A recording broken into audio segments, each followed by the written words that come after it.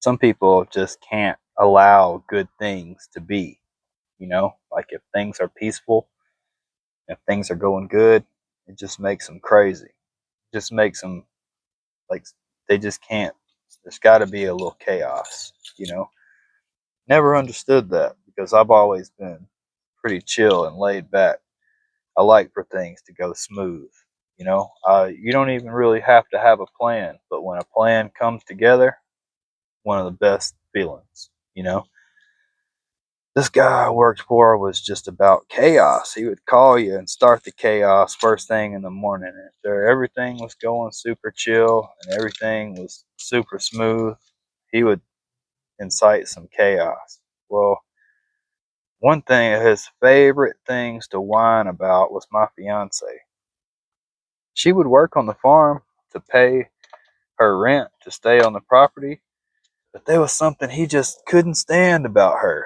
The fact that she didn't work somewhere else and work for him on the property just made him sick to his stomach, and he made it a problem as often as he could. So when we were out of town one day, she went and filled out an application and got a job. They called her the next day, hired her the next day.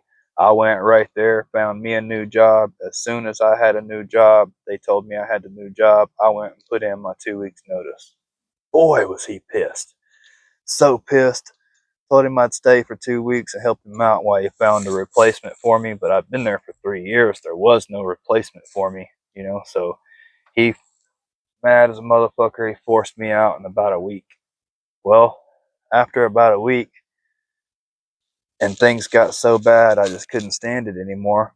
I packed up her car, put it on a car dolly on the truck. I packed up the truck, maxed out the load. I wasn't making 2 trips. Whatever wouldn't fit was getting abandoned, and I left. Well, that's what happens when you don't think it through. This is what happens when you don't think it through. Because I left with that load, and as I was going down the mountain, my brakes went out with that full load.